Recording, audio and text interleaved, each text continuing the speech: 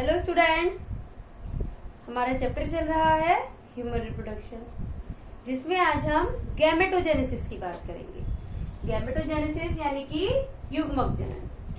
युग्मकों का निर्माण कहाँ होता है? गोनेट्स में होता है। गोनेट्स यानी कि जननंग, यानी कि फीमेल के अंदर ओवरी के अंदर और मेल के अंदर टेस्टिस के अंदर। और इन्हें मेल और फीमेल में अलग अलग नाम दिए गए हैं। फीमेल में इसे oogenesis कहते हैं, जबकि मेल में इसे स्पर्मेटोजेनेसिस कहते हैं। स्पर्मेटोजेनेसिस यानी formation of sperm and oogenesis यानी कि फॉर्मेशन ऑफ ओवम। अब जो हमारे गैमेट्स होते हैं वो हैप्लॉइड होते हैं, और हैप्लॉइड कैसे बन पाते हैं? वो बाय मियोसिस, यानी जो मियोसिस होता है, जो प्रोसेस होती है ये गैमेटोजेनेसिस की, इसके अंदर जो डिवीजन होता है वो मियोसिस होता है, जिससे हैप्लॉइड गैमेट्स का फॉर्मेशन होता है। और मेल के अंदर जो गैमेट है वो स्पर्म होते हैं और फीमेल के अंदर ओवम होते हैं। तो आज हम बात करेंगे स्पर्मेटोजेनेसिस की। Spermatogenesis, the process of formation of haploid sperms in testis is known as spermatogenesis. यानी कि टेस्टिस के अंदर स्पर्म के फॉर्मेशन की जो प्रोसेस होती है उसे कहते हैं हम स्पर्मेटोजेनेसिस। और टेस्टिस में सेमिनिफेरस ट्यूब्यूल्स पाए जाते हैं, शुक्र जनन नलिकाएं पाई जाती हैं, जिनके अंदर जनन कोशिकाएं पाई जाती हैं। ये जनन कोशिकाएं डिवाइड होती हैं अर्धसूत्री विभाजन के द्वारा, मियोसिस के द्वारा, जिससे स्पर्म का फॉर्मेशन होता है। और ये क्रिया टेस्टोस्टेरॉन हार्मोन के इन्फ्लुएंस में होती है और प्यूबर्टी की एज में स्टार्ट होती है।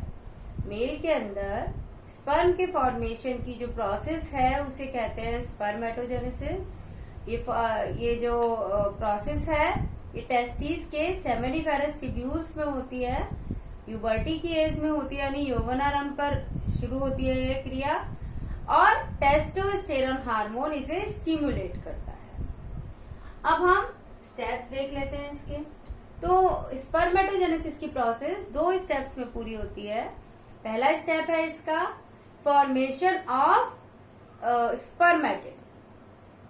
स्पर्मेटिड एक नॉर्मल सेल की तरह ही होते हैं, लेकिन कैसे होते हैं? हैप्लॉइड होते हैं।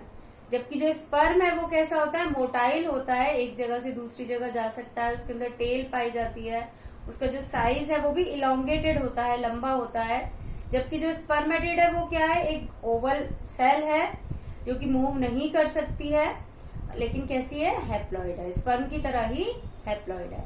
तो पहले स्पर्मेटिड का फॉर्मेशन होता है और उसके बाद स्पर्मेटिड से स्पर्म का फॉर्मेशन होता है।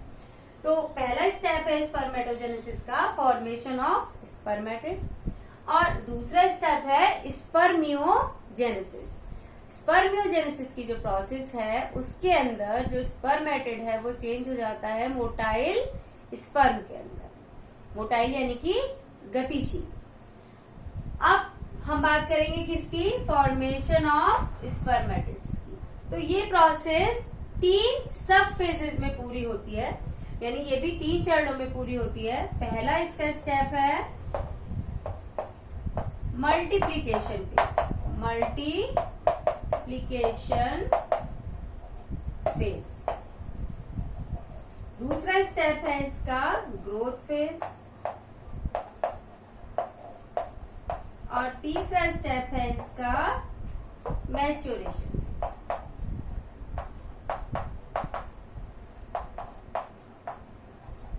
मल्टीप्लीकेशन फेज यानी कि गुणन प्रावस्था। गुणन प्रावस्था। ग्रोथ फेज यानी वृद्धि प्रावस्था, और मैच्योरेशन फेज यानी कि परिपक्वन प्रावस्था। तो ये 3 फेज के अंदर पूरी होती है। अब कैसे कैसे होता है ये हम समझ लेते हैं। ये हमने सेमिनिफेरस ट्यूब्यूल की जर्माइनल एपिथेलियम दिखाई है। तो ये कौन सी सेल है? ये क्या है? जर्माइनल एपिथेलियम। जर्माइनल एपिथेलियम। सेमेनिफेरस ट्यूब्यूल की। अब ये जो जर्माइनल एपिथेलियम किससे बनी है? जर्म सेल से बनी है। ये जर्म सेल डिवाइड होती हैं माइटोसिस के द्वारा, रिपीटेड माइटोसिस के द्वारा, यानी कि लगातार समसूत्री विभाजन होते रहते हैं और ये सेल डिवाइड होती रहती है। तो ये सेल कैसी है? डिप्लॉइड सेल है। नॉर्मल सेल हमारी बॉडी के अंदर सब कैसी होती हैं? डिप्लॉइड होती हैं। तो ये डिप्लॉइड सेल है, कौन से डिवीजन से डिवाइड हो रही हैं? माइटोसिस। माइटोसिस यानी कि समसूत्री विभाजन, यानी इनके अंदर गुणसूत्रों की संख्या के अंदर कोई भी परिवर्तन नहीं आएगा।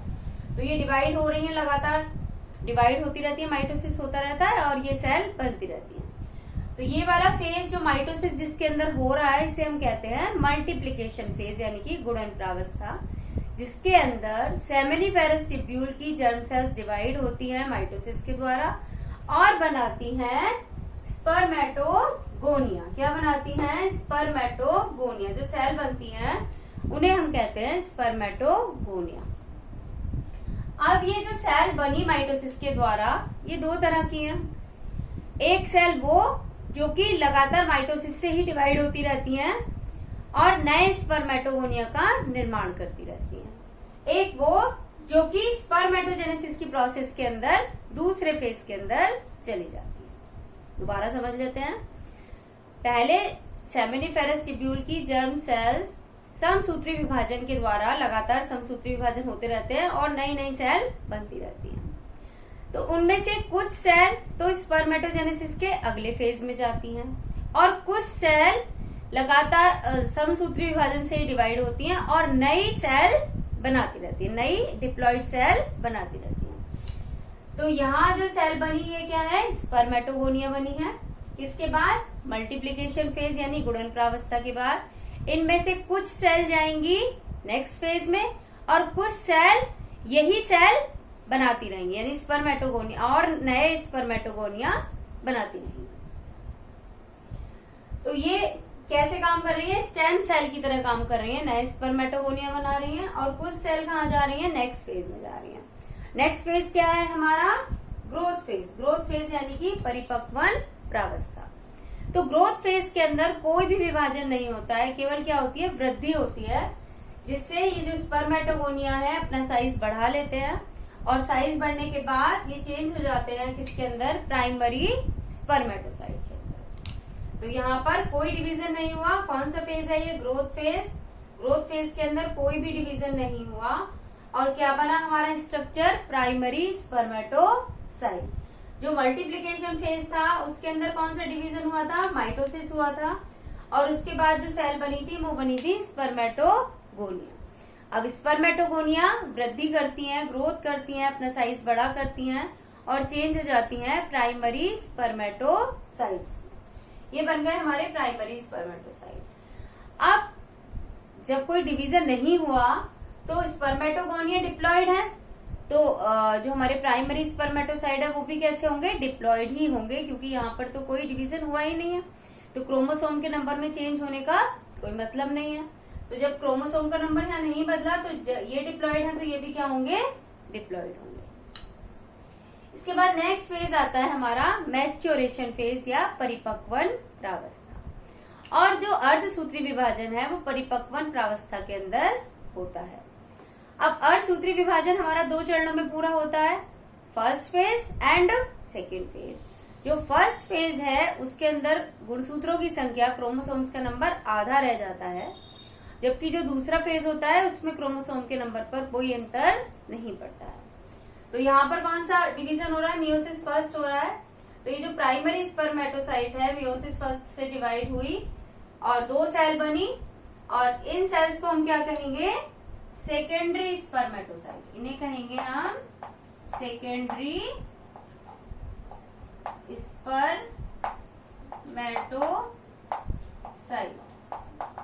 अब ये जो सेकेंडरी स्पर्मेटोसाइट है ये कैसी सेल है? ये हैप्लॉइड सेल है, क्योंकि किसके द्वारा बनी है? ये अर्धसूत्री विभाजन के द्वारा बनी है। अर्धसूत्री विभाजन का फर्स्ट फेज कंप्लीट हुआ और जिससे बन गई हमारी ये सेकेंडरी स्पर्मेटोसाइट। ये कैसी है? हैप्लॉइड है। इसके बाद ये सेकेंडरी स्पर्मेटोसाइट डिवाइड होती है मियोसिस सेकेंड से, और मियोसिस सेकेंड कैसा डिवीजन है? इक्वेशनल डिवीजन यानी कि समसूत्री विभाजन जैसा ही होता है। इसके अंदर जो क्रोमोसोम का नंबर है उसके अंदर कोई चेंज नहीं आता है। और जो सेल बनती है नई सेल, उसे हम कहते हैं स्पर्मेटिड, उसे कहते हैं हम स्पर्मेटिड। तो इस तरीके से ये हमारी क्या थी, primary spermatocyte. Primary spermatocyte meiosis first से डिवाइड हुई जिससे बन गए secondary spermatocyte. Secondary spermatocyte meiosis second से डिवाइड हुई और बन गए हमारे स्पर्मेटिड। तो एक प्राइमरी स्पर्मेटोसाइट से 4 स्पर्मेटिड की फॉर्मेशन होती है। तो इस तरीके से ये हमारी जो स्पर्मेटोजेनेसिस का जो फर्स्ट फेज है वो कंप्लीट होता है, यानी कि स्पर्मेटिड की फॉर्मेशन यहाँ हो जाती है। अब स्पर्मेटिड से स्पर्म की फॉर्मेशन हम अपने नेक्स्ट वीडियो में पढ़ेंगे, लेकिन अभी हम कुछ इंटरेस्टिंग फैक्ट्स के बारे में जान लेते हैं, टेस्टिस के बारे में। देखो, जो टेस्टिस होती हैं ह्यूमंस के अंदर एक्स्ट्रा एब्डोमिनल होती हैं, यानी कि एब्डोमिनल कैविटी से बाहर होती है। लेकिन जब एम्ब्रियो का डेवलपमेंट होता है, जब शिशु का डेवलपमेंट होता है, उस समय जो टेस्टिस हैं वो कहाँ बनती हैं, वो एब्डोमिनल कैविटी के अंदर ही बनती हैं।